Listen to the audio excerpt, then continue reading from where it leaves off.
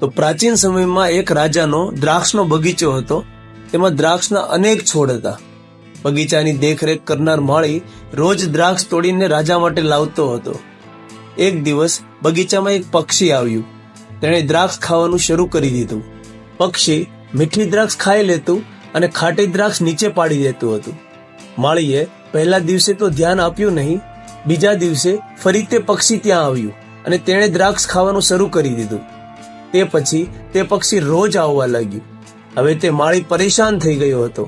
માળીએ પક્ષીને ભગાડવાની ખૂબ કોશિશ કરી, પરંતુ તેને સફળતા મળી નહીં.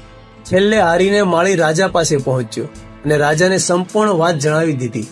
રાજાએ માળીને કહ્યું કે તેઓ જાતે જ પક્ષીને પકડશે. બીજા દિવસે રાજા દ્રાક્ષના છોડ પાછળ સંતાઈ ગયા. રોજની જેમ પક્ષી જેવું ત્યાં આવ્યું, રાજાએ તેને લપકીને પકડી લીધું. પક્ષીએ રાજાના હાથમાંથી મુક્ત થવાની ખૂબ કોશિશ કરી, પરંતુ તેને સફળતા મળી નહીં. પક્ષીએ રાજાને કહ્યું કે જો તમે મને છોડી દેશો તો હું તમને જ્ઞાનની 4 વાતો જણાવીશ. બોલતું પક્ષી જોઈને રાજા આશ્ચર્ય પામ્યા. તેમણે કહ્યું કે પહેલા તો 4 વાતો જણાવ, તે પછી હું વિચારીશ કે તને છોડી દેવું કે પકડી રાખવું.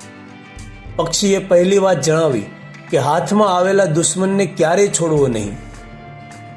બીજી વાત જણાવી, ક્યારેય કોઈ અશક્ય વાત ઉપર વિશ્વાસ કરવો નહીં. અને ત્રીજી વાત, વીતેલી વાતો ઉપર પછતાવો કરવો નહીં.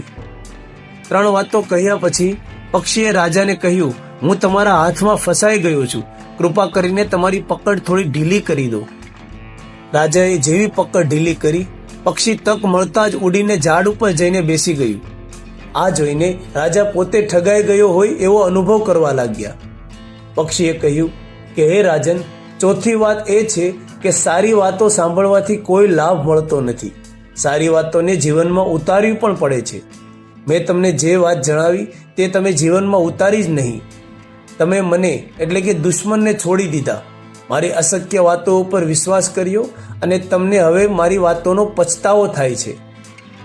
રાજાને પક્ષીની વાત સમજાઈ ગઈ અને તેણે સંકલ્પ કરી લીધો કે હવે તે આ વાતોને જીવનમાં ઉતારશે.